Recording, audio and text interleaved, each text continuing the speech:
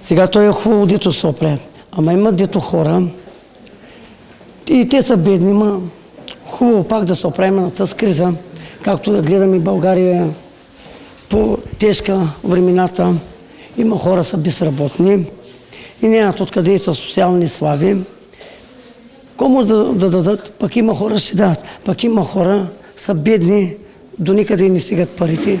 Те откъде да вземат парите, да подават. За какво да се дават пари? Да помагат и те, ма и те нямат хората.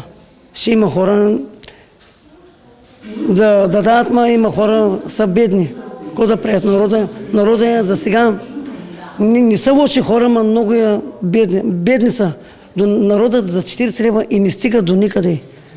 И аз ги съжалявам. Има хора, ги гледам, много са бедни. Кой трябва да им помогне? Ами за сега всякакви държави, социални слаби, работят по 14 дена. Има хора, дето нямат до къде да спят и те са бедни за лекарства, дето не стигат. До никъде имат малки деца, ама има възможно, дето до сега от болести, различни болести, дето умират. Беден град, ма се също хубав град, не е лош град, не е като другите, ма се също пак се помагат. Помагат на тях. Бедноти, ама и на криза, ма какво да правят хората? И пак се поддържат. Има хора, нямат пари, не може докъде не стигат парите, до никъде, нито за лекарствата, нито пенсиите са облечени, на никой парите или за ток, или за такова, за тези работи. Цяла България и не гледаш и хляба облечени, за никъде не стигат нито 50, нито за пенсиите. То е хубаво да се обличат пенсиите. Това е. Има хора, за лекарствата ли да пишат, има полицаи, на тях не плащат, ама какво да се прави, че пак се намират работа.